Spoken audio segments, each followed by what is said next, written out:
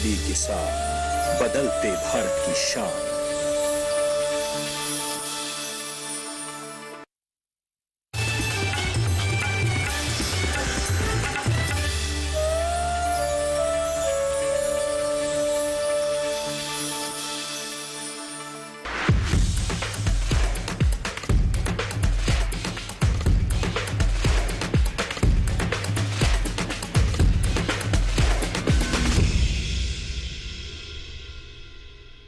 नमस्कार, आप सभी का स्वागत विचार विमर्श में। मैं हूं मुकुल शर्मा।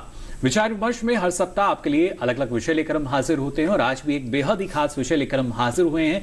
आज हम बात करने जा रहे हैं मिथिला के उस मखाने की जिसको भौगोलिक पहचान मिली है, यानी जीआई टैग जो है इस मिथिला के मखाने को अब मिल चुका है। लेकिन किस तरीके से मखाने की जो खेती की जाती है, उसके बाद इसको बाजार में कैसे पहुंचाया जाता है और अब क्या जीआई टैग मिलने के बाद अंतर्राष्ट्रीय बाजार में हमारे देश का जो मखाना है उसके लिए और भी ज्यादा जो द्वार हैं वो खुल सकेंगे। कई ऐसे सवाल हैं जो हमारे किसानों के जहन में भी आते हैं और आप भी शायद ये सोच रहे होंगे कि आखिर जीआई टैग अगर मिल जाता है इसका मतलब क्या हुआ और किस तरह का फायदा किसानों को मिल सकता है और खासतौर से जो हमारा देश का मखाना है, जो मिथिला का मखाना है, उसको और ज्यादा बेहतर पहचान मिल सकती है या नहीं। तो आज इसी पर हम विचार विमर्श करेंगे, यानी मिथिला के मखाने को जो भौगोलिक पहचान मिली है इस पर आपको हम जानकारी देंगे। और इसके लिए हमारे साथ कुछ खास मेहमान जुड़े हैं, उनका परिचय आपसे हम करा देते हैं। हमारे साथ मौजूद हैं डॉक्टर सुधांशु जी, आप सचिव हैं एपीडा से, बहुत बहुत स्वागत आपका डॉक्टर सुधांशु जी।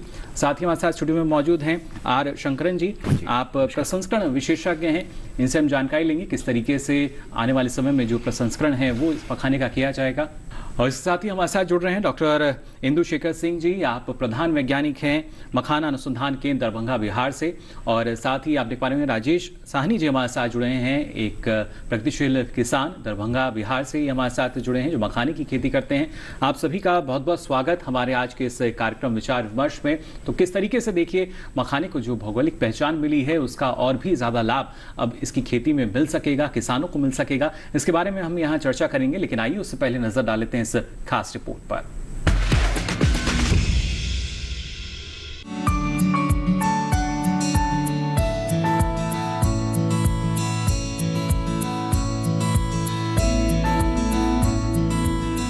मखाना निम्फिएसी परिवार का जलीय पौधा है। इसकी खेती के मामले में भारत का जवाब नहीं और भारत में भी बिहार का। दुनिया का करीब 90% मखाना भारत में होता है और भारत का 90% मखाना बिहार में। मधुबनी, दरभंगा, सहरसा, सुपौल और सीतामढ़ी के अलावा अररिया, कटिहार, पूर्णिया और किशनगंज मखाने की खेती के लिए जाने जाते हैं। हाल ही में केंद्र सरकार ने मखाने की जीआई टैगिंग की है और ये टैगिंग मिथिला के नाम से हुई है। जीआई टैग दरअसल किसी उत्पाद को क्षेत्र विशेष से उत्पन्न होने की पहचान दिलाता है। मिथिला को मिथिलांचल भी कहा जाता है।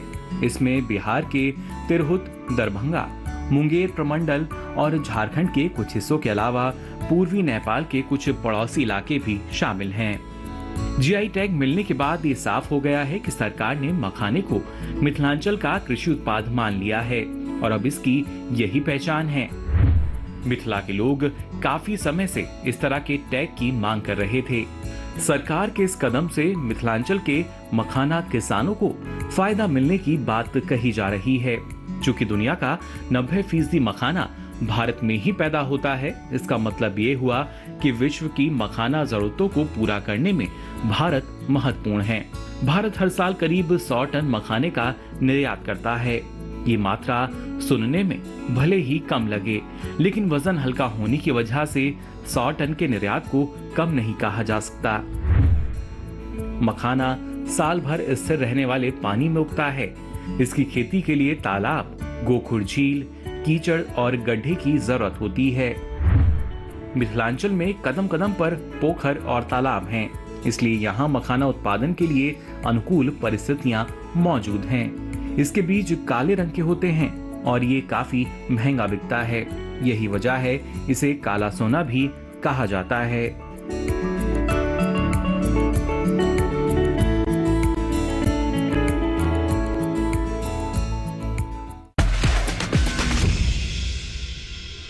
तो जाना आपने किस तरीके से जो भौगोलिक पहचान है वो मिथिला के मखाने को मिल चुकी है। अभी तक मिथिला को जाना जाता था पान के लिए, मछली के लिए और साथ ही मखाने के लिए भी, लेकिन अब भौगोलिक पहचान मिलने के बाद से अंतर्राष्ट्रीय स्तर पर हम मान सकते हैं कि नई पहचान जो है वो मिथिला के मखाने को यहाँ पर मिल चुकी है। वो मखाना जो कि काफी पौष्टिक भी माना जाता है और उसके साथ साथ अब किस तरीके से जो बाजार है वहां पर ये और ज्यादा इजाफा जो है हमारे किसानों के मुनाफे में करेगा, इस पर हम जानकारी लेंगे। सबसे पहले डॉक्टर सुधांशु आपके पास हम आना चाहेंगे, किस तरीके से आप देखते हैं एक जो हमारा मिथिला का मखाना है इसको अब जीआई टैग मिला है?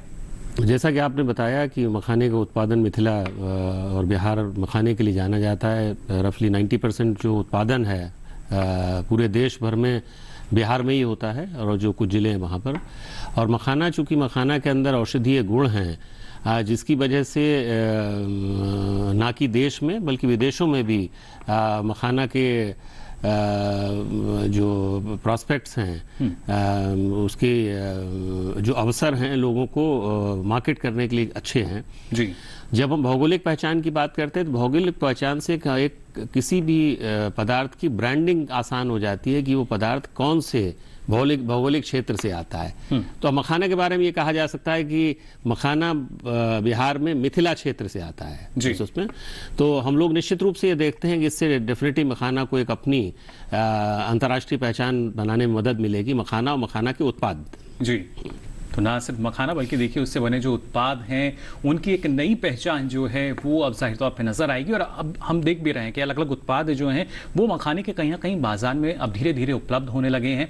यहाँ डॉक्टर इंदु शेखर आपसे भी जानकारी हम लेना चाहेंगे, क्योंकि जब किसी भी उत्पाद को जीआई टैग मिलता है तो ना सिर्फ काफ़ी उसके लिए भी तैयारी की जाती है, पूरी प्रक्रिया से वो गुजरता है और उसके बाद जाकर जो जीआई टैग है वो प्राप्त होता है। लेकिन ऐसे में जो अगर हम बिहार की बात करते हैं जहाँ पर जैसे कि अभी डॉक्टर सुधांशु ने बताया करीब 90% अगर बात की जाए तो बिहार में मखाने की खेती होती है।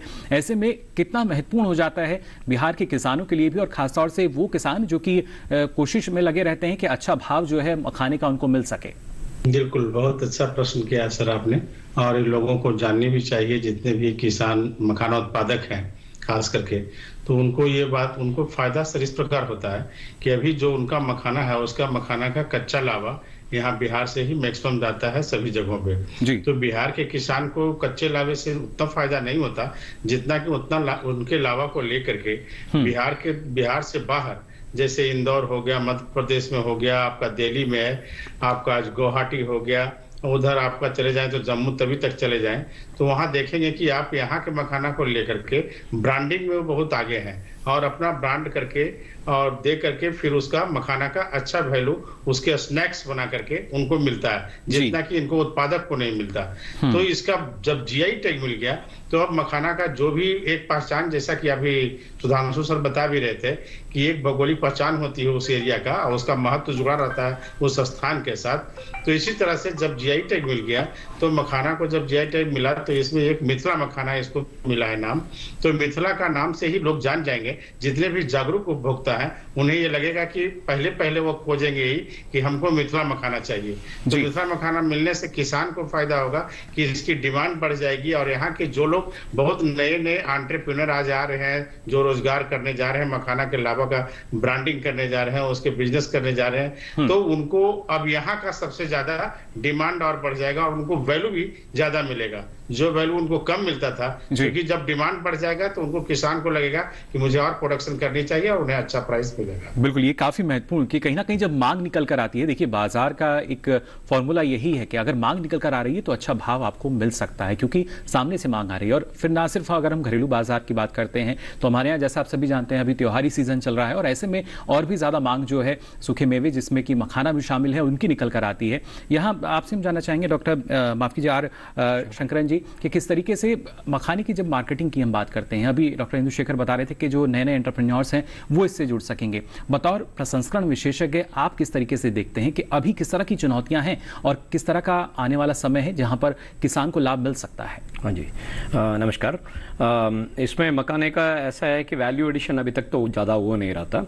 अभी तक तो हम मखाने को वैसे ही भेज रहे थे कि मतलब कोई मिनिमल प्रोसेसिंग भी होता नहीं था और मार्केट में पहुंचता था जिससे वैल्यू लोगों को पता नहीं था जी। बट अगर मखाने मखान का देखा जाए तो मखाना का मेन चीज ये है कि ये वेट रिडक्शन के लिए बहुत महत्वपूर्ण चीज करता है और दूसरा बोन को स्ट्रेंथनिंग करता है। आज के दिन में अगर आप देखा जाए तो देश भर के न्यूट्रिशन का एक बहुत बड़ी समस्या है जी। अभी आप 10 में से 3 लोग आज हॉस्पिटल पहुंचते हैं 30 से 35 साल के बीच में, तो उनमें से अगर देखा जाए तो बोन स्ट्रेंथ का बहुत बड़ा प्रॉब्लम है। और दूसरी बात डेंटिस्ट का, अगर आपने देखा होगा कि पिछले 15-20 सालों में डेंटिस्ट की संख्या बहुत ज्यादा बढ़ गया, डेंटिस्ट और डेंटिस्ट दोनों को।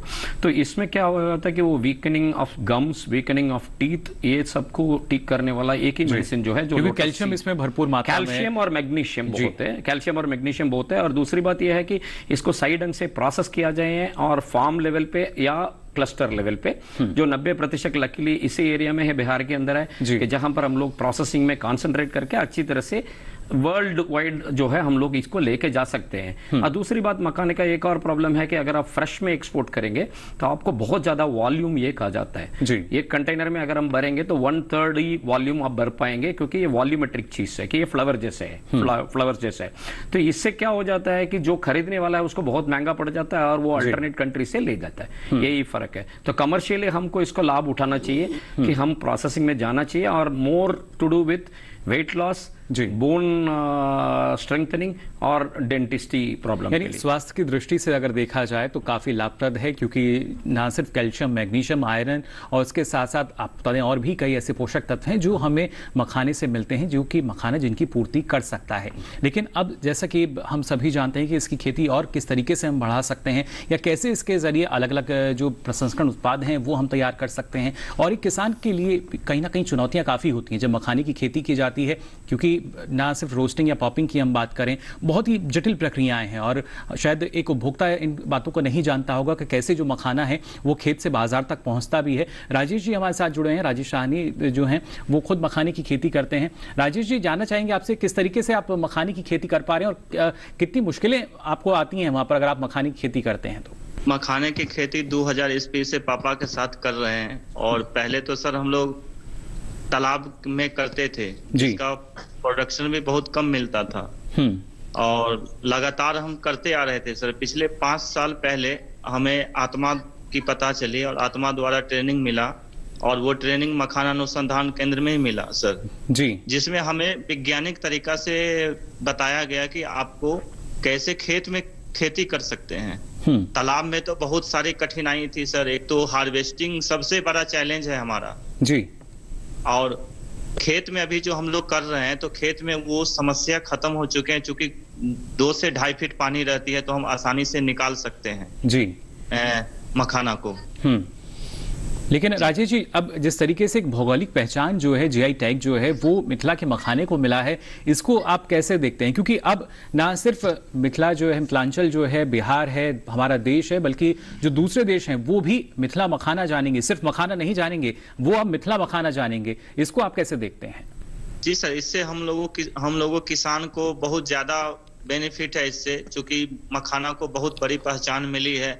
जो पहले मखाना हम जैसे अगर हम 2000 ईस्वी की बात करें सर, हम मखाना 90 से 100 रुपए किलो बेचते थे जी, और उसका बाहर डिमांड नहीं था सर। अभी हाल में सर हम पुणे गए थे, फलटन, वहाँ मखाना जानते ही नहीं है, लेकिन जीआई टैग आने से सर ये भौगोलिक पहचान मिलने से लोगों को जागरूक होंगे और लोग ज्यादा से ज्यादा समझेंगे इस मखाना को, और कहीं ना कहीं उससे हम लोगों किसान को ही फायदा है सर उससे, और बहुत फायदा है। यहाँ उद्योग बढ़ेगा सर, व्यापारी आएंगे, इससे हमारा मुनाफा और भी बढ़ेगा सर जी। और इसमें हम लोग अभी इसमें हम लोग मखाना वैल्यू एडिशन भी कर रहे हैं सर। जैसे हमने मखाना बिस्किट बनाया है सर, मखाना खीर मिक्स बनाया है, रेडी टू ईट जी। तो इसमें वैल्यू बाय प्रोडक्ट में भी सर अभी हम लोग आ रहे हैं। बिल्कुल, बहुत अच्छी बात आपने बताई राजेश जी। इस बारे में और भी जानकारी मैं आपसे लूंगा कि किस तरीके से देखिए वैल्यू एडिशन इसका हो रहा है, इसके जरिए अलग अलग उत्पाद जो हैं वो तैयार किए जा रहे हैं। और खासतौर से डॉक्टर सुधांशु, अगर देखा जाए, जैसा राजेश जी ने भी अपना अनुभव बताया कि वहां पे कोई मखाने को जानता ही नहीं, हमारे देश में भी शायद अधिकतर लोग जानते हैं, लेकिन इसकी खेती कैसे की जाती है या जब इसकी मार्केटिंग की हम बात करते हैं, इसके बाजार की जब बात कही जाती है, तो कहीं ना कहीं एक कमी थी। शायद वो अब कमी जो है जीआई टैग मिलने के बाद पूरी हो पाएगी। निश्चित रूप से जब भी किसी प्रोडक्ट को अगर भौगोलिक पहचान मिलती है तो उसका मार्केटिंग करना थोड़ा आसान हो जाता है उसमें। और जैसा कि अभी राजेश भाई बता रहे थे कि पुणे में जब वो वहाँ गए तो पुणे में वहाँ लोग नहीं जानते मखाना क्या होता है जी। जैसा कि हमारे पैनलिस्ट शंकरन जी ने बताया कि इसकी जो हेल्थ प्रॉपर्टीज हैं, अगर इन सबको पब्लिसाइज किया जाए तो आज की डेट में अगर हम खासतौर पर पोस्ट कोविड अगर बात करें तो लोग सारे जो ऐसे प्रोडक्ट्स की तरफ जा रहे हैं कि जिनके हेल्थ बेनिफिट्स हैं जी। तो ये पहले ये कि ये प्रोडक्ट क्या है, इसके क्या बेनिफिट हैं, तो सो दैट एक डिमांड क्रिएट हो। जब डिमांड क्रिएट होगी तो ऑब्वियसली उसके प्रोडक्शन पर उतनी ही प्रोडक्शन के लिए सरकार की तरफ से कदम उठाए जाएंगे कि सो दैट उसका प्रोडक्शन बढ़े। तो मैं सोचता हूं कि ये एक मखाने में एक अच्छा मूवमेंट लाया जा सकता है। पूरी सप्लाई चेन जो आपका उत्पादन और निर्यात की जो सप्लाई चेन है उसको कैसे अच्छे ढंग से सुसंगठित किया जाए, जिसका अल्टीमेट फायदा ना कि सिर्फ फार्मर को होगा बल्कि जो ग्राहक है उसको भी उसका फायदा होगा कि ग्राहक को एक तो जब आपका उत्पादन ज्यादा होगा जो उसका जो कॉस्ट है वो भी एक उचित दाम पे मिलेगा। दूसरा ये है कि एटलीस्ट जो हेल्थ बेनिफिट्स हैं लोग उसका फायदा उठा सकेंगे। जी बिल्कुल। तो देखिए किस तरीके से जो फायदा है वो लोगों को मिल सकेगा।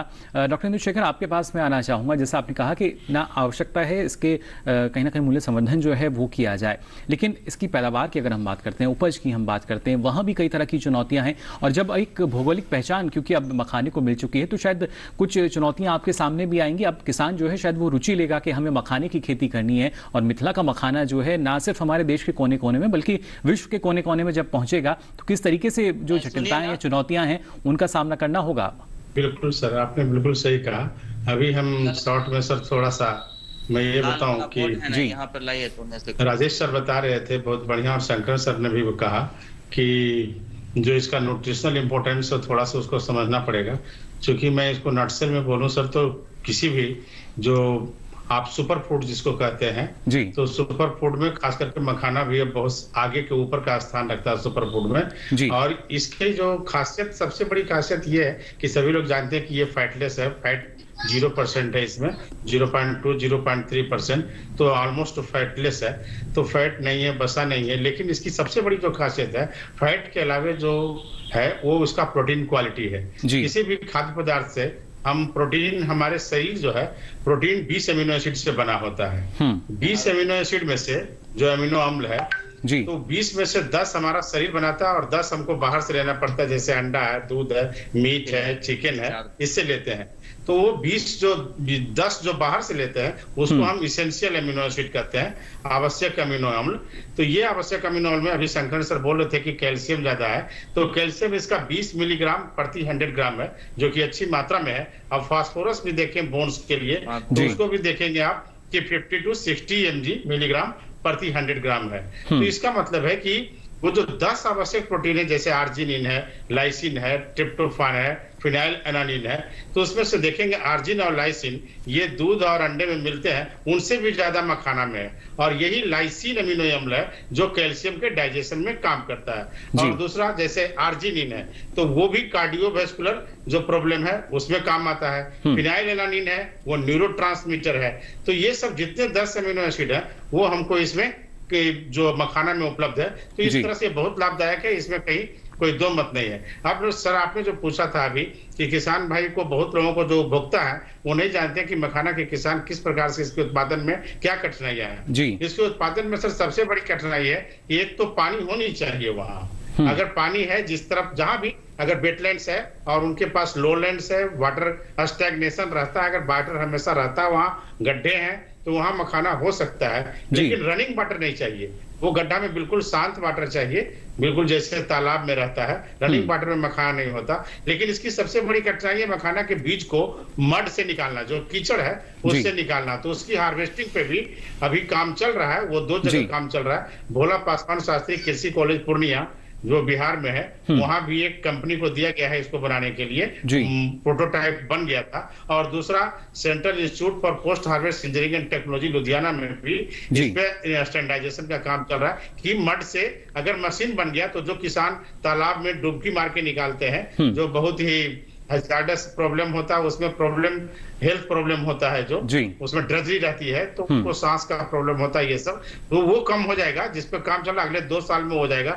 तीसरा सबसे बड़ा प्रॉब्लम है सर, जब बीज बाहर निकाला जाता है फिर उसका लावा बनाना, तो लावा बनाने का काम सर हो गया है, उसकी मशीन मेरे सेंटर पे चल रहा है और किसान अपने बीज ला करके यहाँ पर हमारे यहाँ लाभ बनाने का काम कर रहे हैं। जी बिल्कुल डॉक्टर इंदु शेखर, और भी जानकारी आपसे मैं लूंगा और अपने दर्शकों को भी हम बता दें कि जब मखाने की खेती की जाती है तालाब में काफी नीचे ये रहता है और अभी तक कोशिश यही की जाती रही है, जो लगातार अनुसंधान किए जा रहे हैं कि कैसे इस तकनीक को हम जल्द से जल्द विकसित कर सकें, क्योंकि 1/3 जो नुकसान है वो वहां पर होता है। लेकिन यहाँ अगर देखा जाए आर शंकरन जी, आप किस तरीके से देखते हैं, क्योंकि एक किसान के लिए अभी तक हम देखते थे जो रोस्टिंग का बात की जाती है, लावा निकालने की जब हम बात करते हैं, तो एक वही तकनीक की आवश्यकता है जो शायद अभी नहीं है। जब हम आधुनिक तकनीक की बात करते हैं तो जरूरी यही कि वहां भी जिस तरीके से लगातार पहले जो किसान निकालते हैं वहां भी अगर कुछ और नई मशीनें आ जाएं तो शायद जो काम है वो जल्दी भी हो सकता है।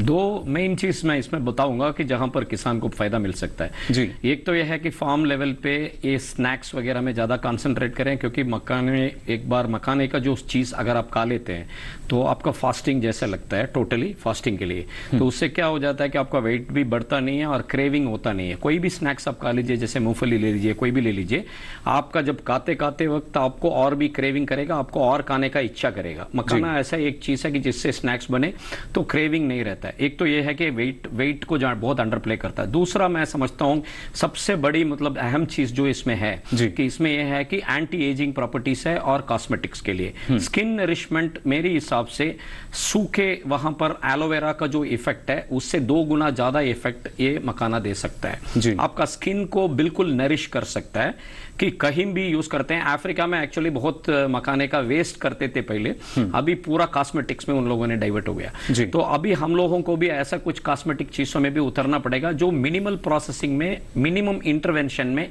स्टार्ट करें। जैसे ये किसान बता रहे थे कि जैसे दरभंगा में या बिहार में अभी बिस्किट्स वगैरह बनाते हैं, हम लोग काफी कुछ रेसिपीज आप लोगों को मदद कर सकते हैं जिससे आप और भी आगे बढ़ सकते हैं स्नैक्स के साथ। जितने स्नैक्स ट्रेडिशनल स्नैक्स है उसको सबको आप रिप्लेस कर सकते हैं और बहुत ही अच्छा कैल्शियम, मैग्नीशियम और आयरन के साथ। जी, और आवश्यकता शायद यही है कि कड़ी दर कड़ी जैसे जैसे जुड़ती जाएगी तो और ज्यादा लाभ जो है मिथिला के मखाने को मिलता रहेगा, ना सिर्फ हमारे देश में बल्कि बाहर भी, विश्व स्तर पर भी अगर देखा जाए तो काफी अच्छी मांग जो है वो निकल कर आ सकती है, जिसका लाभ सीधा किसानों को मिल पाएगा आने वाले समय में। फिलहाल इससे जुड़ी कुछ और भी जानकारी है जिसको हम साझा करेंगे आपके साथ, लेकिन यहां रुकने एक छोटे से ब्रेक के लिए जल्द हाजिर होंगे। आप बने रहिए दूरदर्शन किसान पर।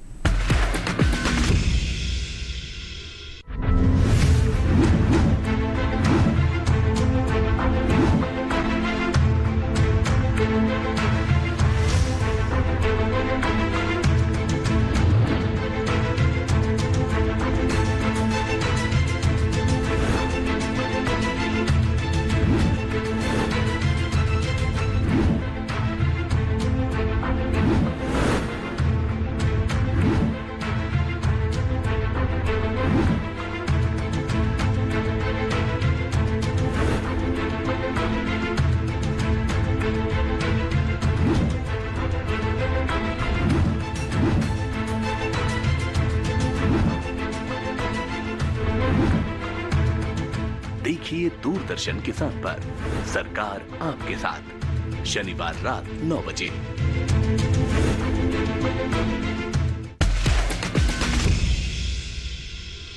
ब्रेक के बाद आप सभी का एक बार फिर स्वागत विचार विमर्श में। आज हम लगातार बात कर रहे हैं मिथिला के मखाने की, जिसको भौगोलिक पहचान मिली है, यानी जीआई टैग जो है अब इसको मिल चुका है। और ब्रेक पे जाने से पहले आपने जाना किस तरह की, देखिए जो चुनौतियां हैं वो रहती हैं किसान के सामने भी, हमारे वैज्ञानिकों के सामने भी, और उसके बाद जाके जो मखाना है ये पहुंचता है बाजार में। पोखर से यानी तालाब से लेके बाजार तक पहुंचने का जो सफर है वो बेहद ही चुनौतियों भरा है, लेकिन अब कोशिश की जा रही है कि कैसे यहाँ पे कुछ जो जटिलताएं हैं उनको हटा के थोड़ा सा इसको सरल बनाया जा सके। डॉक्टर सुधांशु, हम आपसे जानना चाहेंगे, क्योंकि एपिडा लगातार काम कर रहा है हमारे किसानों को और ज़्यादा मुनाफा दिलाने के लिए, विश्व स्तर पर उनकी जो धाक है और भी ज़्यादा मजबूत हो सके। अगर हम मिथिला मखाने की बात करते हैं तो इसके लिए भी क्या, क्योंकि आज के समय में हम सुपर फूड की बात करते हैं, तो क्या मिथिला मखाना भी सुपर फूड और फ्यूचर फूड के तहत हम देख सकते हैं आने वाले समय? क्यों? निश्चित रूप से मिथिला मखाना को सुपर फूड की कैटेगरी में लिया जा सकता है। सुपर फूड की कैटेगरी में जैसे हम लोगों ने कई प्रोडक्ट उनको चिन्हित कर रहे हैं, जैसे आपका मोरिंगा हो गया, सेफ्रॉन हो गया, कई ऐसे प्रोडक्ट हैं। तो मखाना को ऑलरेडी हम लोगों ने उस कैटेगरी में लिया है और हम लोग इस बात की योजना बना भी रहे हैं कैसे सुपर फूड कैटेगरी के एक ब्रांड बनाया जाए और उस ब्रांड के बारे में बाहर के देशों में सबसे पहले उसके बारे में बताया जाए जी। जैसे एक प्रोडक्ट में भूल गया, आंवला एक सुपर फूड की उसमें लिया जा रहा है जी। कि लोगों को पता चले पहले ये प्रोडक्ट क्या है, इस प्रोडक्ट को अगर हम खाते हैं, उसे कंज्यूम किसी फॉर्म में करते हैं, उसके फायदे क्या हैं जी। तो इन प्रोडक्ट को और अपीडा अंतर्राष्ट्रीय बाजार में अपने निर्यातकों के साथ हम लोग जो अंतर्राष्ट्रीय मेले होते हैं उनमें पार्टिसिपेशन ऑर्गेनाइज करते हैं। मखाना ऑलरेडी हम लोगों ने कई ट्रेड इवेंट्स में मखाने के प्रोडक्ट जो फ्लेवर्ड मखाना हमारे कुछ एक्सपोर्टर्स उनमें डील करते हैं उसमें हम लोगों ने डिस्प्ले किया है। लेकिन ये भौगोलिक पहचान मिलने के बाद हम लोगों को लगता है कि इंडस्ट्री और स्ट्रेंथन मौजूद होगी, प्रोडक्ट और अच्छे निकल के आएंगे। फूड प्रोसेसिंग का जैसे कि हमारे पैनलिस्ट ने बताया कि फूड प्रोसेसिंग टेक्निक से range of product, makhana powder की बात कर लें, मखाना बिस्किट की बात कर लें जी। और इसमें एक और भी है कि जैसे प्राइमरी प्रोसेसिंग, सेकेंडरी प्रोसेसिंग और टेरिशरी प्रोसेसिंग जी। तो हाई वैल्यू एडेड प्रोडक्ट अगर निकलेंगे तो उनका भी अंतर्राष्ट्रीय बाजार में अच्छा दाम मिलेगा और उसका अल्टीमेट फायदा हमारे प्रोसेसर को होगा, हमारे किसानों को होगा और घरेलू बाजार में हमारे जो कंज्यूमर हैं उनको भी डिफरेंट वैरायटी की चीजें मिलेंगी जी। बिल्कुल, देखिए अलग अलग वैरायटी की जो उत्पाद हैं वो आपको मिल सकेंगे। डॉक्टर इंदु शेखर, जानना चाहेंगे आपसे, अभी तक हम देखते हैं करीब 90% खेती जो है वो बिहार में की जाती है मखाने की, लेकिन जब एक उत्पाद जो है हमारा उसको जीआई टैग मिलता है, क्योंकि धीरे धीरे इसकी खेती जो है ना सिर्फ पश्चिम बंगाल, उत्तर प्रदेश और छत्तीसगढ़ में भी कुछ एक जगह की जाती है जहां तक मेरी जानकारी है, तो क्या अब आने वाले समय में ये भी प्रयास किए जाएंगे कि ज्यादा से ज्यादा क्षेत्र में इसकी जो खेती है वो की जा सके? बिल्कुल बिल्कुल सही कहा सर आपने, इसकी जरूरत है क्योंकि जैसे जैसे डिमांड बढ़ेगी तो हमको प्रोडक्शन ज्यादा करने की जरूरत पड़ेगी। जब हम उत्पादन जब तक नहीं करेंगे तब तक उसके दूसरे वैल्यू एडेड प्रोडक्ट्स नहीं बन सकते जितना चाहते हैं, जितना एंटरप्रेन्योर आ रहे हैं। तो आपने बिल्कुल सही कहा सर कि इसका 90% उत्पादन जो होता है वो मिथिला क्षेत्र में होता है। और अभी एक आंकड़े के हिसाब से जो अभी वर्तमान आंकड़े हैं सर, उसमें टोटल कंट्री में 31,000 हेक्टेयर में मखाना का प्रोडक्शन होता है, खेती होती है। और इस 31,000 हेक्टेयर से करीब 51 मेट्रिक टन जो है, मिलियन टन है जी, 51,000 टन मखाना का प्रोडक्शन पूरे कंट्री में है बीज का। तो ये बीज से फिर 51 को आप 40% तक कर सकते हैं, तो 20 से 21,000 टन मखाना लावा जो आपका है वो अभी कंट्री में करंट प्रोडक्शन है इसका। तो इसको देखें तो बिहार में 90% प्रोडक्शन होता है, इसमें दो मत नहीं। और साथ साथ जैसा कि सर ने कहा कि इसके बहुत से बड़े बड़े प्रोडक्ट पे अपेडा बहुत ज्यादा काम कर रहे हैं। अपेडा का सर एक पहले का एक अनुमान है कि पिछले अगर 2019 और 20 की बात करूं सर, तो 100 टन मखाना जो पॉप है, लावा है, उसका सर एक्सपोर्ट हो पाया है अपने कंट्री से, जिसको कि बहुत ज्यादा बढ़ाने की जरूरत है। और ये एक सुपर फूड होने के नाते इसको बहुत सा भी हमारे दरभंगा में करीब 15 से 20 एंटरप्रेन्योर हैं जो कि स्नैक्स बना रहे हैं। और दूसरे जैसे राजेश जी ने कहा कि बहुत से ये स्नैक्स भी बना रहे हैं, बिस्किट भी बना रहे हैं, कुकीज भी बना रहे हैं। और सर ने जैसे शंकर सर ने कहा कि इसको बनाने की जरूरत है, कॉस्मेटिक्स में भी आने की जरूरत है, क्योंकि इसमें गुण बहुत ज्यादा है सर। आर्थराइटिस से हो, चाहे रिलेटेड किसी से हो, हार्ट से रिलेटेड हो, स्किन से रिलेटेड हो, सभी तरह के गुण है। लेकिन उसको जैसा कि शंकर सर ने कहा, राजेश सर ने कहा कि इसको प्रायोरिटाइज करने की जरूरत है। इसको जितना एडवर्टाइज किया जाए, लोगों को बताया जाए, तो भारत सरकार और बिहार सरकार तो प्रोमो बना दिया है इसका प्रचार का कि इसका क्या फायदे हैं, उसको सब नटसेल में वो प्रचार भी कर रही है। और इंडियन गवर्नमेंट भी सर इसको करने जा रही है। यानी जागरूकता जो है वो अब धीरे धीरे निकल कर आ रही है, हर कोई इस बारे में जान भी रहा है। और खासतौर से आर शंकरन जी, अगर देखा जाए सुपर फूड की जब हम लगातार बात करते हैं, तो क्या जिस तरीके से ज्वार बाजरा को हमने देखा कि बाजार में एक अलग पहचान इन्होंने बनाई, इनके जरिए जो उत्पाद निकल कर आए, और उसमें भी हमारे किसानों की एक महत्वपूर्ण भूमिका रही है मोटे अनाज की जब हम बात करते हैं, तो क्या इस तरह का एक मिशन मोड क्या हम देख सकते हैं मखाने के लिए भी? डेफिनेटली देख सकते हैं। इसको सुपर न्यूट्रिटिव फूड करके पुकारा जा सकता है जी, क्योंकि ये सुपर न्यूट्रिटिव फूड इसलिए है कि एक तो फूड है और दूसरी बात ये क्रेविंग नहीं करता, और आपको जो है कार्ब्स लो फैट, एकदम फैट बिल्कुल ना के बराबर है। तो वैसे ये सब अगर देखा जाए तो हेल्थ कॉन्शियस कस्टमर तो वहीं जाएगा। आजकल तो जैसे बॉडी मैकेनिज्म को कंट्रोल करते हुए दुनिया भर के आपने देखा होगा कि जिम्स वगैरह बढ़ा है, सब कुछ बढ़ा है।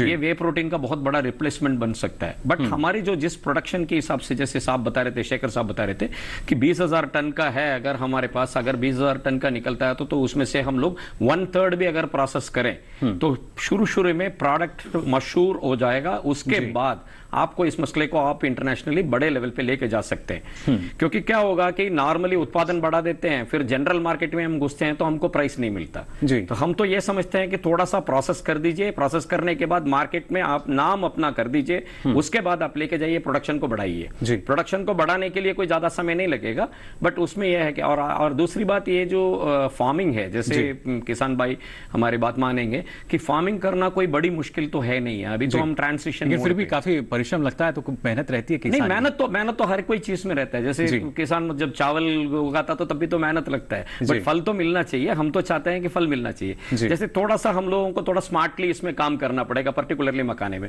जीआई टैग मिलने के बाद, मेरा कहने का मतलब है जीआई टैग मिलने के बाद, बहुत देश ऐसे हैं कि जिनके पास मखाना है भी नहीं है, कुछ देशों के पास है और क्वालिटी इतना बेहतरीन नहीं है जितना इनका बिहार का मिलता है। जैसे आपका जो है कंप्लीट सब चीज, जब प्रोटीन आपका न्यूट्रिशन पूरा एक ही साइड पे लोडिंग हुआ है कि हम लोगों को इसको प्रयास करके यूज करना चाहिए प्रोसेसिंग लेवल पे और वैल्यू एडिशन लेवल पे। मैं तो पहले से ही चाहूंगा कि 1/3 कम से कम जो भी उत्पादन हो रहा है उसमें 1/3 अगर प्रोसेस में 2-3 साल में आ जाएं तो बेहतरीन होगा। जी बिल्कुल। तो देखिए काफी बेहतर स्थिति जो है वो हम यहाँ देख सकते हैं। लेकिन यहाँ डॉक्टर सुधांशु, जैसा शंकरन जी ने कहा कि आवश्यकता है कि जो नाम है वो हो सके, और शायद एपिडा जो है इसी प्रयास में लगातार लगा हुआ है कि किस तरीके से एक बड़ा मंच जो है, एक बड़ा प्लेटफॉर्म जो है वो उन किसानों को मिल सके जो कि मखाने की खेती कर रहे हैं। अपीडा मार्केटिंग के अलावा हम लोग मखाना क्षेत्र में पास्ट में भी हम लोगों ने capacity building programme, training programme किया है।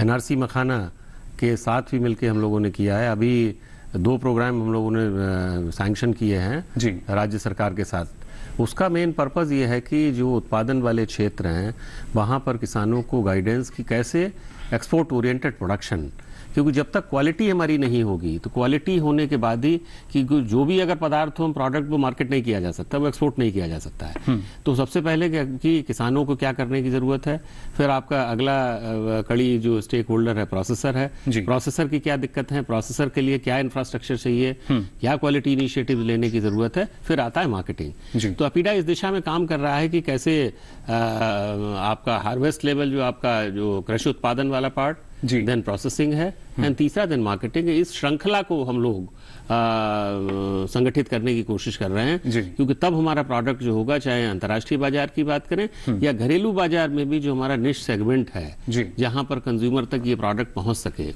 उसके लिए प्रयास किए जा रहे हैं। जी बिल्कुल। साथ ही यहाँ राजेश जी, आपसे भी हम जानना चाहेंगे, जैसा आपने बताया कि अब जो बिस्किट हैं वो भी इसके जरिए तैयार आप कर पा रहे हैं, लेकिन जो और किसान है क्या वो मखाने की ही खेती कर पा रहे हैं, या इसके साथ साथ जब आपको देखते हैं तो वैल्यू एडिशन की तरफ भी आगे बढ़ रहे हैं? क्या वो भी चाहते हैं कि अलग अलग उत्पाद जो हैं वो मखाने से तैयार किए जाएं? पहले तो मखाना ही बेचते थे यहाँ पे लोग, जितने भी किसान है मखाना का ही काम करते थे। लेकिन मुझे देख के इसमें और भी 10 लोग जुड़े हैं और वो भी चाह रहे हैं कि हम इसको वैल्यू एडिशन करें। जी बिल्कुल। देखिए जो किसान है वो यही चाहता है कि और भी ज्यादा यहाँ पर किस तरीके से जो मुनाफा है वो बढ़ सकता है। जी राजेश जी। क्योंकि सर रॉ मखाना बेचने से सर उतना ज्यादा बेनिफिट नहीं हो सकता, उचित दाम नहीं मिल पाता। जैसे सर अभी बता रहे थे कि रॉ मखाना बेचने से उचित दाम नहीं मिल पाएगा, ये बिल्कुल सही बात है सर। जी कुछ उदाहरण देना चाहेंगे राजेश जी? अगर हम रॉ मटेरियल लेके जाते हैं तो कितना मिलता है, और जब हम उसका उत्पाद बेच रहे हैं तो एक किसान को कितना मुनाफा हो सकता है? अगर रॉ मटेरियल की बात करते हैं सर, अगर 400 रुपए हम मखाना बेच रहे हैं जी, और 400 रुपए मखाना को हम वैल्यू एडिशन कर देते हैं सर, वही मखाना हम 1000 रुपए किलो बेच सकते हैं। यानी दोगुने से भी ज्यादा वैल्यू एडिशन करने। जी दोगुनी से भी ज्यादा। और इसका डिमांड है सर, काफी डिमांड है स्नैक्स के रूप में। जैसे हमने तो 5 फ्लेवर स्नैक्स भी बनाया है सर, बिस्किट बनाया है, रेडी टू खीर मिक्स बनाया है सर, खीर मिक्स रेडी टू ईट जी। और इसमें और भी प्रोडक्ट पे सर हम काम कर रहे हैं, जैसे एक बेबी फूड भी बना रहे हैं सर, उस पे काम चल रहा है, दलिया टाइप का। तो इसमें काफी वैल्यू एडिशन की संभावना है सर जी, और इसमें काम करने की जरूरत है। जी बिल्कुल। जैसे कि हमने जैसे कि हमने पहले तो खुद कर रहा था सर, और अभी हमने एक एफपीओ भी ऑर्गेनाइज की है जो नेफेड से मिलके बनाया है। तो इसमें सर करीब 150 किसान अभी जुड़ चुके हैं और मिलके सब लोग साथ में कर रहे हैं और सभी को समझा रहे हैं कि ये चीज ऐसा हो रहा है और आप भी कर सकते हैं।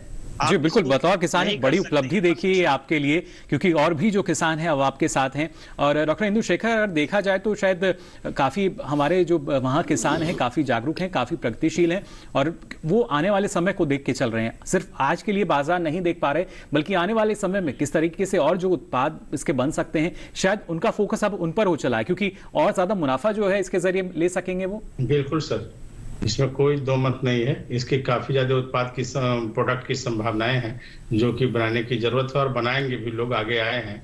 लेकिन सर साहब ने सबसे पहले जो आपने सबसे ज्यादा जोड़ दिया इस बात को, और आपने बिल्कुल सही कहा कि इसका जो खेती के तरीका है उसको थोड़ा मॉडर्नाइज करने की भी जरूरत है और उस पर ज्यादा जोर देने की जरूरत है। पहले लोग, अब जोन वाइज है सर, अधिकतर जगह लोग पूरे इंडिया में पूरे जगह जानते हैं कि मखाना तालाब में होता है। मखाना तालाब के 5 से 6 फीट पानी में भी होता है, और अगर कहीं वेटलैंड है, चौर लैंड है, जो बाउल शेप्ड लैंड होता है, अगर वहाँ 2.5 से 3 फीट पानी है, वहां भी बहुत बढ़िया प्रोडक्शन हो सकता है। और अगर विशेष तकनीक न भी अपनाए तो जो वेटलैंड है सर, जो चौर जिसको कहते हैं बाउल शेप्ड लैंड, वहां सर 2.5 फीट पानी में, 3 फीट पानी में 22 क्विंटल प्रति हेक्टेयर खूब आराम से पैदा होता है। और बिहार जैसे जो मिथिला क्षेत्र है वहां सर काफी वेटलैंड है, तो उस वेटलैंड में काफी ज्यादा अभी संभावनाएं हैं बढ़ाने का। और तीसरा सर, जो क्रॉस द कंट्री हमारे यहाँ से सर बहुत से दूसरे राज्यों में, दक्षिण भारत के भी कुछ राज्यों में, उत्तर प्रदेश और जितने भी आपके हैं, उड़ीसा है, ये सब सभी जगह पर मैं सीड दिया हूँ।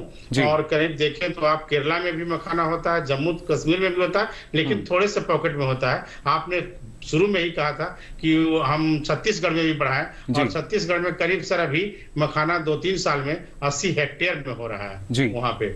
तो आवश्यकता है कि इसको हम और ज्यादा बढ़ाएं। और जीआई टैग जो कि अब 10 साल के लिए हम मान सकते हैं मान्य रहेगा, मिथिला मखाना, ना सिर्फ मखाना बल्कि अब मिथिला मखाना है जो कि 10 साल तक के लिए मान्य रहेगा। और ऐसे में कोई भी जो दूसरा उत्पाद है वो मिथिला मखाना के नाम से नहीं बेचा जा सकेगा। जो असली उत्पाद है वो मिथिला मखाना है जिसको जीआई टैग मिला है। और खासतौर से डॉक्टर सुधांशु, अगर देखा जाए जब हम बात कर रहे हैं जीआई टैग की, तो शायद एक जो हमारे मार्केट की जब बात की जाती है, जो बड़े व्यापारी हैं वो शायद इसको जल्दी समझ जाते हैं। एक किसान के नजरिए से अगर हम देखें तो उनको कुछ और सरल भाषा में आप इसके लाभ बताना चाहेंगे? सरल भाषा में ये बताना चाहूँगा कि जितना संभव हो मखाने के जो फ़ायदे हैं, जो हेल्थ बेनिफिट्स हैं, उनको अगर पब्लिसाइज किया जाए और उससे एक डिमांड क्रिएट हो, जब डिमांड क्रिएट को फिर उसके उत्पादन के साथ उसे लिंक किया जाए। और राज्य सरकार भी काम कर रही है, आईसीआर के इंस्टीट्यूशंस उस पर काम कर रहे हैं, अपीडा काम कर रहा है कि अंतर्राष्ट्रीय बाजार से कैसे जोड़ा जाए। तो मुझे लगता है कि इन सारे प्रयासों के तहत मखाना की सप्लाई चेन को अच्छे ढंग से ऑर्गेनाइज किया जा सकता है। जी बिल्कुल, देखिए जो सप्लाई चेन है वो और ज़्यादा बेहतर हो सकती है, क्योंकि जितनी मजबूत कड़ी रहेगी उतना ज़्यादा लाभ जो है हम देख सकते हैं, क्योंकि वहाँ नुकसान की जो संभावना है वो बेहद कम हो जाएगी। लेकिन आर शंकरन जी, आप किस तरीके से इसे देखते हैं, क्योंकि पिछले काफ़ी समय से आप प्रसंस्करण का जो क्षेत्र है इससे जुड़े हुए हैं और आपने देखा है कि अलग अलग उत्पाद किस तरीके से निकल कर आते हैं, लेकिन जब मिथिला मखाने की हम बात कर रहे हैं तो वहाँ पर किस तरीके की चुनौतियाँ कुछ आपको नजर आती हैं?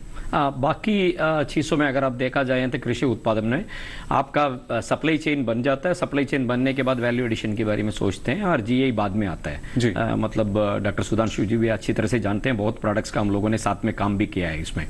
तो इसमें क्या हुआ कि जीआई जो है इसको लकीली मखाने को इस वक्त मिल गया कि जब आपका खेती बढ़ाना हो, तो इस समय पे अगर इसको वैल्यू सप्लाई चेन बना दिया जाए, not just supply chain, value supply chain बना दिया जाए, तो मेरे हिसाब से तो डेफिनेटली पॉसिबिलिटी है। और किसान के लिए जैसे बात हो रही थी कि 300 रुपए, 350 रुपए से लेकर 1200 रुपए का वैल्यू एडेड प्रोडक्ट्स तक जा सकते हैं, बट शुरू में क्वांटिटीज कम होगा, जिसके लिए हम लोगों को तो लगातार अपना प्रयास बढ़ाना होगा। आगे इस डायरेक्शन में हमको पॉजिटिवली इसको लेकर आगे निकलना होगा, क्योंकि this is very big alternative farming. And another thing that is very good about this product is that इसमें क्या है कि इसमें कोई कुकिंग में कोई वैल्यू लॉस्ट नहीं है। ये एक बेहतरीन प्रोडक्ट है, यानी जो इसकी गुणवत्ता है वो बरकरार रहती है। एग्जैक्टली। ना सिर्फ देखिए अभी क्योंकि नवरात्रि का भी सीजन है, त्योहारी सीजन है, तो ना सिर्फ व्रत में इसको खाया जाता है बल्कि आप एक हेल्दी स्नैक के रूप में भी इसका सेवन कभी भी आप कर सकते हैं। और आवश्यकता यही कि इसके जो तमाम तमाम ये गुण हैं, इनको आप जाने समझें और लगातार एक मांग जिस तरीके से निकल कर आएगी तो जाहिर तौर पर उस मांग को पूरा भी किया जाएगा हमारे किसानों द्वारा। फिलहाल विचार विमर्श में हम यहाँ रुक रहे हैं, एक और छोटे से ब्रेक के लिए जल्द हाजिर होंगे। आप बने रहिए दूरदर्शन किसान पर।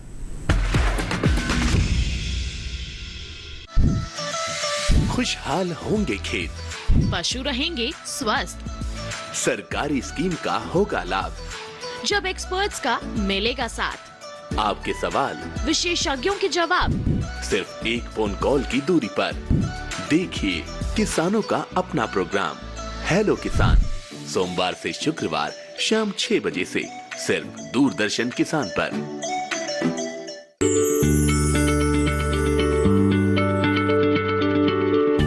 क्या आप किसी बीमारी से परेशान हैं? चाहते हैं डॉक्टर की सलाह? तो हम हैं आपके साथ, बताएंगे आपको जीने की राह। समस्याएं आपकी, समाधान देश के मशहूर विशेषज्ञों के। घर बैठे बात करें देश के जाने माने डॉक्टरों से। हमारे लाइव प्रोग्राम स्वस्थ किसान में हर शनिवार शाम 6 बजे से 7 बजे तक। ब्रेक के बाद आप सभी का एक बार फिर स्वागत विचार विमर्श में। आज लगातार हम यहाँ बात कर रहे हैं मिथिला मखाने की, जिसे मिला है जीआई टैग यानी भौगोलिक पहचान। और इसके बाद अब कुछ चुनौतियां हमारे सामने बढ़ जाती हैं, क्योंकि इसकी जो श्रेणी है सुपर फूड वाली अब हमें नजर आने लगी है। ना सिर्फ इसके जो गुण हैं उनको हम देख पा रहे हैं, और ऐसे में आवश्यकता यही कि जो किसान हैं ज़्यादा से ज़्यादा मखाने की खेती करें, इससे जुड़ें। लेकिन उनके सामने जो परेशानियाँ आती हैं उनका समाधान भी ज़रूरी है, जिस पर हमने यहाँ कार्यक्रम में भी बात की। यहाँ डॉक्टर इंदु शेखर, आपके पास हम आना चाहेंगे। अगर हम सुपर फूड की कैटेगरी में जब हम मखाने को रखते हैं, जाहिर तौर पर कई इसमें गुण हैं, पौष्टिकता भी हमें जाहिर तौर पर दिखती है, लेकिन कुछ और ऐसी लाभप्रद बातें जो आप बताना चाहेंगे किस तरीके से मखाने के जरिए, मिथिला मखाने के जरिए जो लाभ है वो मिल सकता है किसान को और उपभोक्ता को स्वास्थ्य लाभ मिल पाएगा? बिल्कुल सर, उपभोक्ता को स्वास्थ्य लाभ मिल पाएगा। तो मैं पहले भी कहा कि प्रोटीन है, कार्बोहाइड्रेट है। जैसे कहा जा रहा था कि व्रत में तो 70 से 80% तक कार्बोहाइड्रेट है, तो व्रत में इंस्टेंट एनर्जी इसका मिलता है। और इसका बहुत से, जैसे यौवन शक्ति बढ़ाने में, आपका आर्थराइटिस में, बोन्स को ताकत करने में, दूसरे कितने जितने भी सोचने सर आप, न्यूरोट्रांसमीटर है, माइंड को ठीक रखने में, तो सभी तरह के इम्यूनिटी जो है, जो कोरोना के टाइम में मखाना खाने के लिए बताया जा रहा था, तो ये एक बहुत बड़ा ये स्ट्रॉन्ग इम्यूनो बूस्टर है। तो इसकी तरह से इसके सर काफी फायदे हैं। और जैसा कि राजेश सर ने कहा कि हम लोग के साथ भी काम मिलकर कर रहे हैं, और सीपेट लुधियाना जो है वो बहुत से प्रोडक्ट सर इंस्टीट्यूट लेवल पे बनाई है, जिसका कि अभी प्रचार भी किया जा रहा है। जैसे मखाना पास्ता हो गया, इंस्टेंट मखाना खीर मिक्स हो गया। जो खीर मिक्स है, स्टैंडर्ड खीर मिक्स है, वो डॉक्टर एस.एन. झा जो अभी हमारे डीडीजी हैं इंजीनियरिंग आपके आईसीआर में, उनका वो पेटेंटेड प्रोडक्ट है इंस्टेंट खीर, जो खीर मिक्स है। और दूसरा क्या हो गया कि मखाना पास्ता है, मखाना के जितने भी आपके बाकी एमाइलोज जैसे स्टार्च जो है। डॉक्टर इंदु, इनके लिए क्या जो किस्में हैं वो अलग अलग हैं, या एक ही किस्म के जरिए अलग अलग उत्पाद बनाए जा सकेंगे? इसके 2 किस्म है, दोनों किस्म में बराबर का है, दोनों की क्वालिटी एक समान है। तो पहला जो वैरायटी है वो मखाना अनुसंधान केंद्र से निकला, जिसका नाम है स्वर्ण वैदेही। और दूसरा जो निकला वो भोला पासवान शास्त्री कृषि कॉलेज पूर्णिया से, जो Bhagalpur agriculture, Bihar agriculture university के अंदर आता है, वहाँ का नाम है सबौर मखाना 1। तो अभी तक वर्ल्ड में इसकी 2 वैरायटी है, और दोनों वैरायटी की जो प्रोडक्शन क्षमता है वो उसका 30 से 35 क्विंटल प्रति हेक्टेयर है, और दोनों की जो न्यूट्रिशनल क्वालिटी है वो ऑलमोस्ट समान है। बिल्कुल, यानी हम मान सकते हैं कि देखिए अभी तो 2 किस्में हैं, लेकिन जिस तरीके से मांग निकल कर आएगी तो जाहिर तौर पर जो अनुसंधान और शोध लगातार चल रहे हैं उसके जरिए शायद कुछ और भी किस्में हमारे सामने होंगी जिनके जरिए अच्छा लाभ हमें मिल सकेगा। राजेश जी, आप भी कुछ और कहना चाहेंगे जो दूसरे किसान हैं उनको, जो ना सिर्फ दरभंगा से हैं, बिहार से हैं, बल्कि वो चाहते हैं कि मखाने की खेती की जाए, क्या कहना चाहेंगे उनको आप? जी, हम चाहेंगे कि मखाने का खेती में जुड़े और भी किसान, चूंकि अभी आने वाले बहुत सारे अपॉर्चुनिटी है, मखाना में बहुत बड़ी संभावना है जी, और इसमें अच्छा मुनाफा कमा सकते हैं। जी बिल्कुल राजेश जी, तो देखिए इन्होंने अपना उदाहरण भी बताया कि ना सिर्फ दोगुना बल्कि उससे भी ज्यादा जो लाभ है मिल सकता है। और एक बतौर किसान जब हम ये कहते हैं कि यहाँ पर बहुत सारे अवसर हैं तो इस बात को मानना चाहिए, क्योंकि एक किसान जो है दूसरे किसान की बात पे ज्यादा विश्वास करके चलता है। तो ये देखिए यहाँ राजेश जी जो है वो खुद आपको बता रहे हैं कि कितना लाभ मखाने की खेती के जरिए मिल सकता है। आर शंकरन जी, आपसे भी यहाँ जानना चाहूंगा किस तरीके से आने वाले समय को आप देखते हैं, क्योंकि अब किसान जो है अगर जागरूक हो रहा है, वो अपना मखाने के जो उत्पाद है वो बनाना चाहता है, तो किस तरह की मदद उसको मिलेगी? और खासतौर से आज के समय में हम एग्री स्टार्टअप और एंटरप्रेन्योर्स की बात करते हैं, तो उनके लिए किस तरीके से एक अच्छा मौका रहेगा ये? हमारे हिसाब से देश के अंदर ही इतना बड़ा मार्केट है इसके लिए, क्योंकि हम लोगों का काफी कुछ फास्टिंग रहता है अक्रॉस द कंट्री। 6 महीने से 7 महीने का फास्टिंग का समय रहता है अक्रॉस द कंट्री, अगर सब जगह पे जोड़ा दिया जाए तो इसमें क्या होता है कि बहुत बड़ी संख्या जो है वो फास्टिंग में जब रहते हैं तो ऐसे चीज जो है उसको प्रोडक्ट बना दिया जाए और स्टार्टअप लेवल से ही हम लोग ग्रूम अप कर सकते हैं। When we can groom it up, इससे क्या है कि नेक्स्ट साइड में इनको जो वैल्यू एडिशन मिलता रहेगा और किसान को जो उत्साह वो मिलेगा और उनको जो बेसिक वैल्यू मिलना है। और दूसरी मेन चीज जो इसमें जो इन लोगों को कंसंट्रेट करना चाहिए, इवन देश में भी जब बनाए तो अच्छे ढंग का पैकिंग करके प्रोडक्ट को ला दें। ऐसा ना कर दें तो मखाना ही है, इसके लिए कुछ ऐसे मतलब साधारण थोड़ा सा आकर्षक उसको बनाना चाहिए। एब्सोल्युटली। तो बाकी चीजों में जब जैसे लेस चिप्स बनता है तो अलग-अलग उत्पाद होते हैं। ये मैं कहूंगा कि पैकिंग एक महत्वपूर्ण चीज है इसमें मखाने में, और क्योंकि इसका शेल्फ लाइफ बढ़ाने वाला पैकिंग ही है। अगर जरा सा हवा पैकिंग के अंदर चला गया तो फिर मखाना किसी काम का नहीं रहेगा, क्योंकि एकदम हल्का है वो प्रोडक्ट। तो ये सब हम लोगों को सोचना पड़ेगा। तो हमारे जैसे लोग मतलब 100% इसमें सपोर्ट करने के लिए रेडी हैं। बहुत लोग हैं ऐसे देश में, तो हम लोग सपोर्ट डेफिनेटली करेंगे इसमें स्टार्टअप। और हमें तो काफी आशा है कि ये लोग और भी किसान इसमें उतरे और फार्म लेवल पे ही मिनिमल वैल्यू एडिशन से ही स्टार्ट कर लें, ताकि उनको कोई गैप ना रह जाए। जी, और एक व्यावसायिक नजरिया अगर देखें तो लगता है आपको इसमें जो मुनाफा है दोगुना है? मिनिमम 3 गुना है। मैं तो 3 गुना बोल सकता हूं, अभी तो 2 गुना तो नहीं बोल सकता, 3 गुना है। इसमें मेन चीज इसीलिए है कि क्योंकि फार्म लेवल पे वैल्यू एडिशन सीखी है पहले। जी, मेन चीज तो यही है। बिल्कुल, तो डेफिनेटली सक्सेसफुल है। जी बिल्कुल। तो देखिए किसान को तो लाभ मिल सकता है, लेकिन बतौर उपभोक्ता भी हमें ध्यान देना होगा, क्योंकि कभी कभी शिकायत यही आ जाती है कि जो उसकी कीमत है वो सही नहीं है या ज्यादा है। अगर भाव ज्यादा है तब भी जो उपभोक्ता है थोड़ा सा पीछे हट जाते हैं। लेकिन जिस तरीके से आपने बताया कि अगर एक मांग निकल कर आती है तो ज्यादा तौर पर जो पैदावार है वो बढ़ेगी, और उसके बाद कहीं ना कहीं एक उपभोक्ता की हम मान सकते हैं कि उसके दायरे में आ सकेगा, और फिर धीरे धीरे हमारे जो रोजमर्रा की जिंदगी है उसमें अलग अलग हेल्दी स्नैक्स के रूप में जो मखाना है उसको हम देख सकेंगे। लेकिन यहाँ पर डॉक्टर सुधांशु अगर देखा जाए, जिस तरीके से पैकेजिंग की अभी यहाँ बात की शंकरन जी ने, पैकेजिंग की हम बात करते हैं, ट्रेनिंग की हम बात करते हैं, तो कई सारे कारक हैं जो कि काफी महत्वपूर्ण रहेंगे। और एपीडा के पास भी एक जिम्मेदारी है कि कैसे अलग अलग प्लेटफॉर्म जो है वो किसानों को उपलब्ध करा रहा है। तो किस तरीके से आने वाले समय में और ज्यादा मजबूती जो है किसानों को आप दे पाएंगे? पहले तो मैं पैकेजिंग, जहां से आपने बात शुरू की, पैकेजिंग में भी एपीडा, जो भी एपीडा के शेड्यूल प्रोडक्ट हैं, अगर उनमें कोई पैकेजिंग की समस्या है तो वाणिज्य मंत्रालय के तहत एक इंडियन इंस्टीट्यूट ऑफ पैकेजिंग जो मुंबई में है, जिनकी ब्रांचेस भी हैं, अगर कहीं पर भी कोई पैकेजिंग डेवलप करने की ज़रूरत है, एपीडा उसमें अपना सहयोग करेगा। जी। दूसरा, जहाँ तक मार्केटिंग प्लेटफॉर्म की ज़रूरत है, तो मैं जो भी छोटे निर्यातक हैं और किसान भाई हैं जो निर्यातक बनना चाहते हैं, तो मैं उनसे करूँगा कि एपीडा के संपर्क में रहें। एपीडा की वेबसाइट पे हम लोग जितने भी अंतर्राष्ट्रीय बाजार हैं या प्रमोशन प्रोग्राम्स ऑर्गेनाइज करते हैं, तो उनमें हम लोग मखाना को शामिल करेंगे, वो भी उसमें पार्टिसिपेट करें। उसका एक फायदा सबसे बड़ा ये होगा कि जब वो विश्व बाजार में जाते हैं तो वहां उन्हें पता चलेगा कि मखाना जैसे सिमिलर प्रोडक्ट को कैसे उसकी पैकेजिंग की जा रही है, कैसे उसकी लेबलिंग की जाती है, क्या कॉस्ट है। तो जब वो वापस आएंगे तो अपने प्रोडक्ट को उस हिसाब से कस्टमाइज कर सकते हैं, जी, ना कि अंतर्राष्ट्रीय बाजार। मैं तो डोमेस्टिक मार्केट में भी यहाँ पर, अगर भारत देश में अगर बात करें, कई अवसर हैं, कई अवसर हैं। यहाँ पर भी अंतर्राष्ट्रीय मेले ऑर्गेनाइज किए जाते हैं। जैसे प्रगति मैदान में एक आहार एक ऑर्गेनाइज होता है। अभी एक बायोफैक करके ऑर्गेनाइज हुआ था ग्रेटर नोएडा में, जो कि ऑर्गेनिक का इवेंट है। ऑर्गेनिक मखाना भी सर्टिफाइड कुछ लोग उसमें डील कर रहे हैं।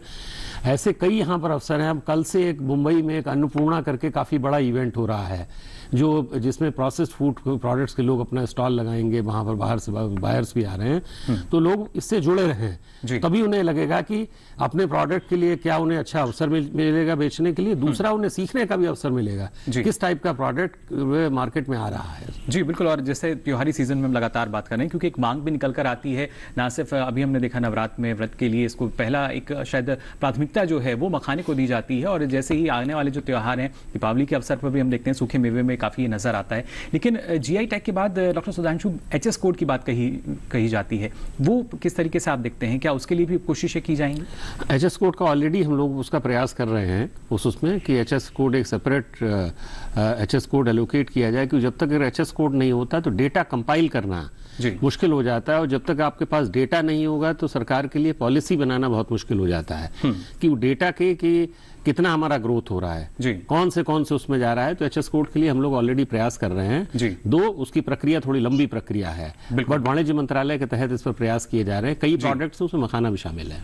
जी बिल्कुल। तो देखिए, जीआई टैग के बाद एचएस कोड यानी हार्मोनाइजिंग सिस्टम, सारी जो जानकारी है वो इकट्ठा की जाएगी, और उसके बाद कोशिश यही कि जिस बड़े प्लेटफॉर्म पर, एक बड़ा प्लेटफॉर्म विश्व स्तर पर जो इंतजार कर रहा है मिथिला मखाने का, उसको वहाँ पे और बेहतर तरीके से भुनाया जा सके। और मखाने के लिए तो हम कहते भी हैं कि जब बात करते हैं कि किस तरीके से और उसको हम निकाल सकते हैं, जो लावा जब उसका निकल कर आता है, तो कोशिश यही कि और लाभ जो है इसके जरिए हमारे किसानों को आने वाले समय में मिल सकेगा। और जो मिथिला का मखाना है वो वाकई ना सिर्फ भौगोलिक पहचान, भले ही ये 10 साल के लिए मान्य हो, लेकिन हम मान सकते हैं कि इन 10 सालों में काफ़ी ज़्यादा विकास जो है मखाने का हो सकेगा बतौर फसल, और इसका फायदा सीधा किसानों को मिल पाएगा। फिलहाल आज हमारे इस कार्यक्रम में हमारे साथ जो विशेषज्ञ जुड़े, आप सभी का हम यहाँ आभार व्यक्त करना चाहेंगे। डॉक्टर इंदु शेखर जी और साथ ही राजीव जी, आप दोनों दरभंगा बिहार से हमारे साथ जुड़े, और साथ ही यहाँ स्टूडियो में आर शंकरन जी और साथ ही डॉक्टर सुधांशु, आपका भी बहुत बहुत आभार। आप दोनों ने भी महत्वपूर्ण जानकारी जो है वो हमारे दर्शकों के साथ साझा की। तो आपने भी जाना किस तरीके से अब मिथिला के मखाने को